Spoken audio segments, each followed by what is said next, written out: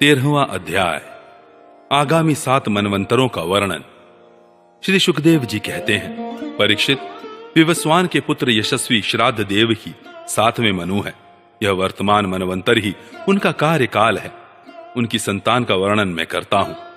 वैवस्वत मनु के 10 पुत्र हैं, इक्ष्वाकु, नभग, धृष्ट, शर्याति, नरिष्यंत, नाभाग, दिष्ट, करुष, पृषद्र और वसुमान।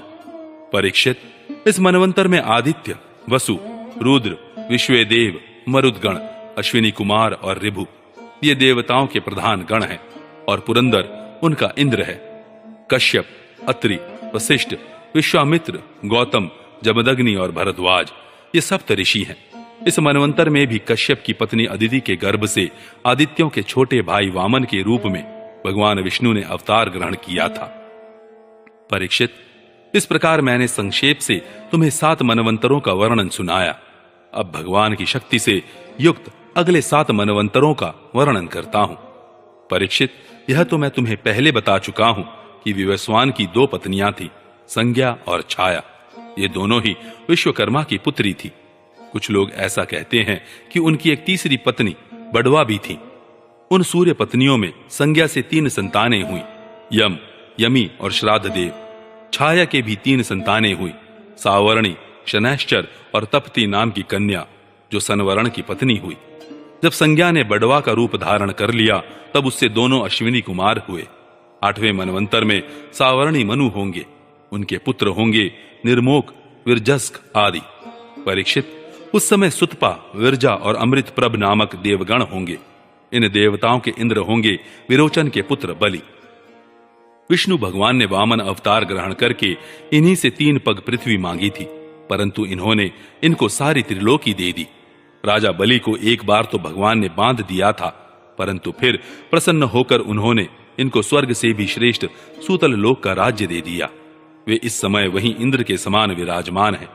आगे चलकर यही इंद्र होंगे और समस्त ऐश्वर्यों से परिपूर्ण इंद्र पद का भी परित्याग करके परम सिद्धि प्राप्त करेंगे। गालव, दीप्तिमान, परशुराम, अश्वत्थामा, कृपाचार्य, ऋष्यशृंग और हमारे पिता भगवान व्यास ये 8वें मनवंतर में सप्तऋषि होंगे। इस समय ये लोग योग बल से अपने अपने आश्रम मंडल में स्थित हैं। देवगुह्य की पत्नी सरस्वती के गर्भ से सार्वभौम नामक भगवान का अवतार होगा। ये ही प्रभु पुरंदर इंद्र से स्वर्ग का राज्य छीनकर राजा बलि को दे देंगे। परीक्षित, वरुण के पुत्र दक्ष सावर्णी 9वें मनु होंगे।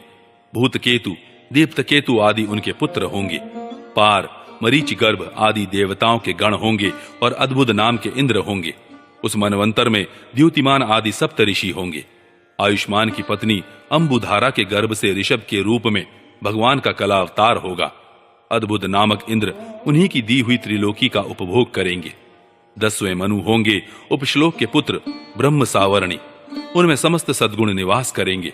भूरिषेण आदि उनके पुत्र होंगे और हविष्मान, सुकृति, सत्य, जय, मूर्ति आदि सप्त ऋषि। सुवासन, विरुद्ध आदि देवताओं के गण होंगे और इंद्र होंगे शंभु।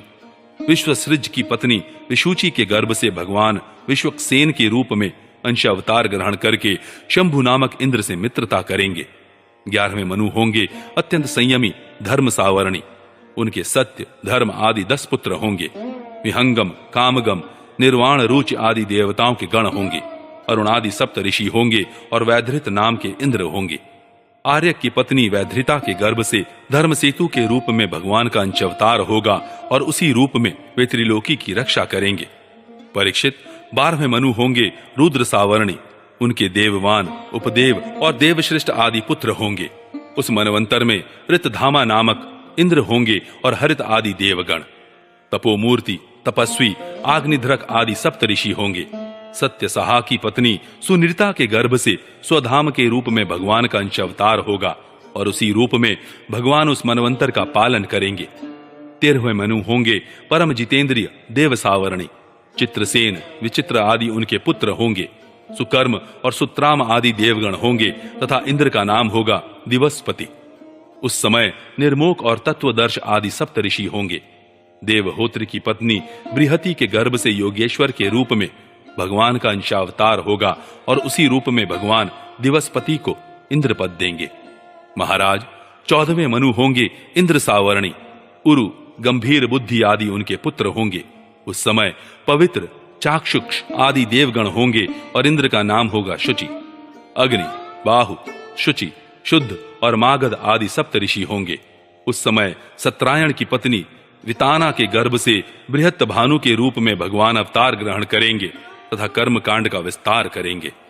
परीक्षित, ये 14 मनवंतर भूत, वर्तमान और भविष्य तीनों ही काल में चलते रहते हैं। इन्हीं के द्वारा 1 सहस्त्र चतुर्युगी वाले कल्प के समय की गणना की जाती है।